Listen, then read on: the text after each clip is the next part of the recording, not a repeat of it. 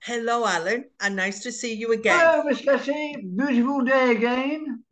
Beautiful 22 degrees, t-shirt Yes, weather. And incredible for December, late December. It's like a summer's day out there. I had to take my jacket off this morning when I went into town for the Oh, last minute shopping. I thought, why am I sweating? Why am I so hot? Just take yes. the jacket off. So, Alan, thanks to you, we're going to continue with the second part of chapter Yes. one. And to Okay. remind our viewers, the story is called A Christmas Carol or Scrooge. Depends which one they know.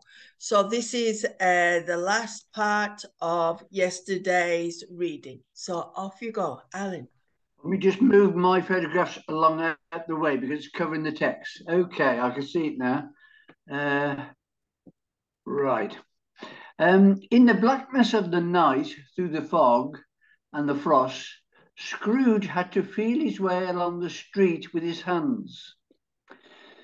He finally reached his front door and put the key in the lock. Suddenly, to his great surprise, he saw the knocker was not a knocker anymore, but had become the face of Jacob Marley. He had not thought of his partner for 7 years until that afternoon when he spoke Marley's name to his visitors. But there in front of him was Marley's face, white and ghostly, with terrible staring eyes. Right. So we have to imagine this, that out of nothing, Scrooge saw his old partner's face on the door. Now, this word here, knocker, we can imagine a wooden door, and before it, there was like a metal piece in the middle, and you would hit it if you wanted to enter that house. So, this is called a knocker. You would knock on the door using the knocker, and normally it was metal of some kind, and it's quite big in the middle of the door. We don't have them now, we have bells now.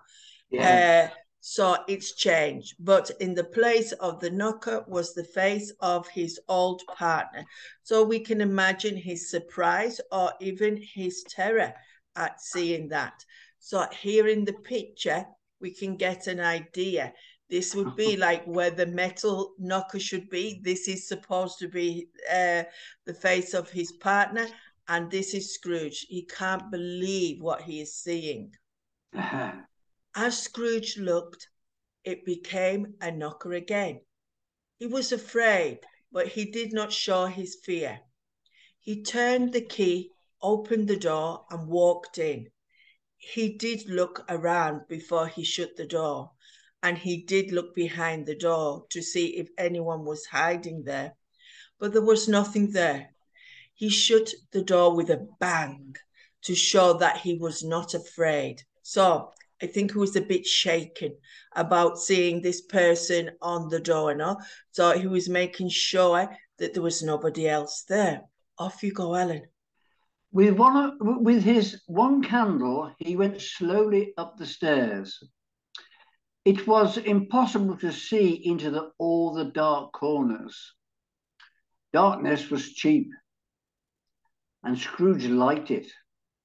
But he remembered the face, so he walked through all his rooms, checking that everything was all right. Nobody under the table or under the bed. Nobody behind the door. On the small fire in the bedroom, there was a pot of soup, and Scrooge's bowl was ready on the table. Nobody in any of the rooms. So that he was safe now. Scrooge shut and locked his bedroom door behind him. He sat down by the fire to eat his soup. Right. To remind our viewers, to lock is to get the key and turn it and lock the door. If you have a key, you lock the door with the key, and to close the door is something a little different. Okay, so lock is to close with a key. The fireplace was an old one with hundreds of pictures on the tiles around the fire. But Scrooge could only see Marley's face on every tile. Humbug, said Scrooge to the tiles, and walked across the room. When he sat down again, he noticed a bell on the other side of the room. As he looked, he saw with great surprise and fear. Now, I would like to explain that this is the fireplace, right? This is the fireplace. And these square pieces are called tiles. And they're normally made of ceramic or pottery. And normally now we would see tiles in the bathroom maybe, or in the kitchen. And of a different material, you could see squares on the floor, and they would be floor tiles. So normally tiles are square. They can be different shapes, but normally they're that.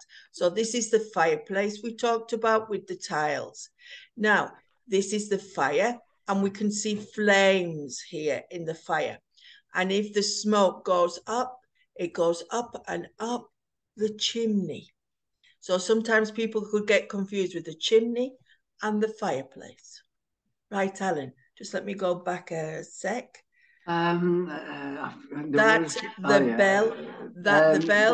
bell was slowly beginning to move from side to side. Soon it was ringing loudly, and so was every bell in the house. Suddenly they all stopped ringing at the same moment, and then came a strange noise from down below. It sounded like someone pulling heavy chains across the floor. Scrooge remembered hearing that ghosts in old houses sometimes pulled chains behind them. Then a door below opened with a crash, and the noise started coming up the stairs. It was coming towards the door. "It's humbug still," cried Scrooge. But the colour left his face when, without stopping, it became straight through the heavy locked door and appeared in front of him. It was Marley's ghost. Right. So the only thing I have to explain, I will explain here, are the chains. So we can imagine metal pieces which are round and they are together like this. This would make a chain.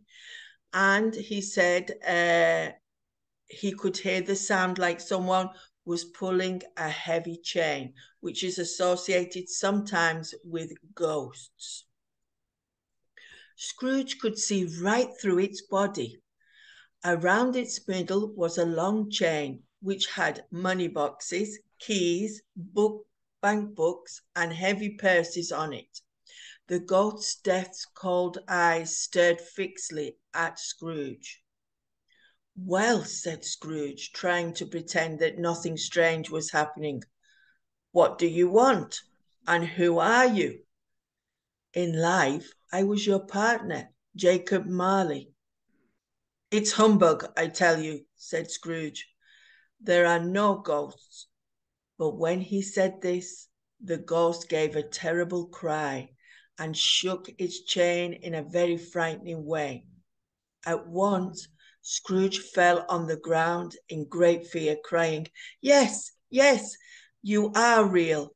I see that now. Why have you come? Why do ghosts come from the dead? Tell me, Jacob." "The spirit of every man who does not help others in life has to travel endlessly through the world after his death."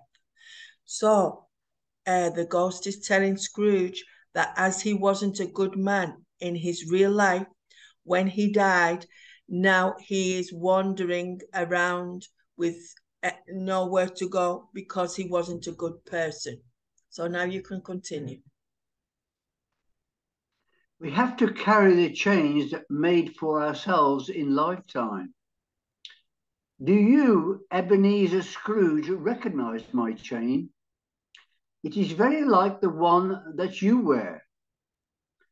Scrooge looked at him, but could see no chain. "Jacob," he said, "please tell me more. I cannot help you, Ebenezer. I cannot rest. I cannot stay anywhere for long. I have been dead for 7 years, and all that time I have been traveling on wings of the wind. No peace, no rest for me in death, because I was never good or kind in life. But you were always a good man of business, Jacob, said Scrooge, but who was now beginning to worry about his own life. So, I'm thinking about us, Alan. Should we worry? Have we been good enough for when we have to pass away to the other world? Or will we be wearing our chains because we weren't good people? I wonder. Will we go through the pearly gates? Will they let us in? Yeah, when we knock on the pearly gates, will knock they on let the pearly us in? gates, yes. If you've been good, they'll let you in. If not, then you stay out. And we'll wander around with our chains. A lonely life. Yes. Well, we've still got a few years left, Alan, to see if we can change or be good to everybody. Right. Yes, absolutely. Let's continue. Business, cried the ghost miserably. Why didn't I think of people as my business? I thought only about making money, not about being kind and helpful to other people. Listen to me, Ebenezer.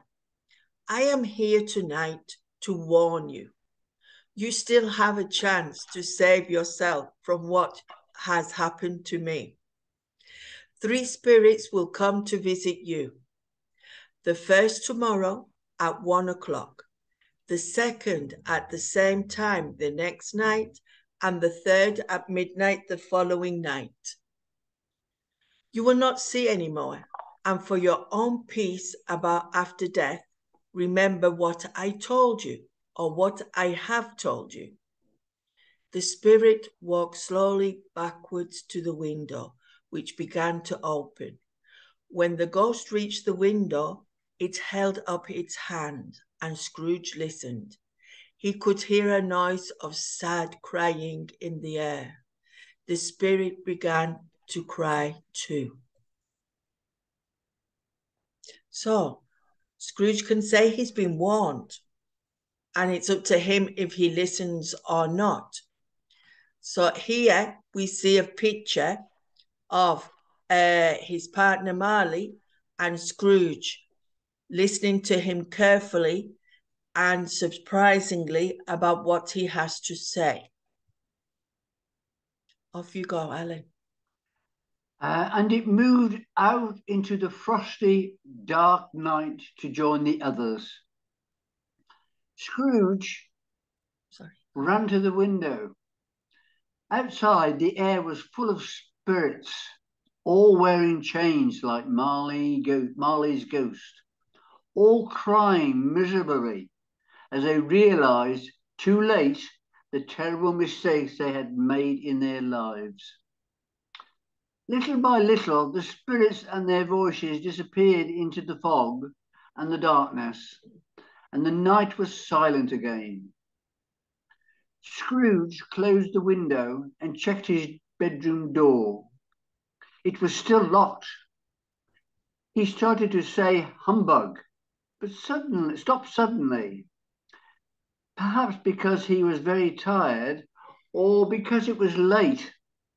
He went straight to bed without taking off his clothes and fell asleep immediately.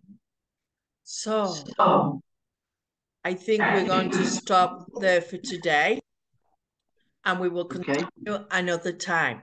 So, say goodbye and hope people will follow us for the next chapter. See you, Alan. Okay, bye. Bye.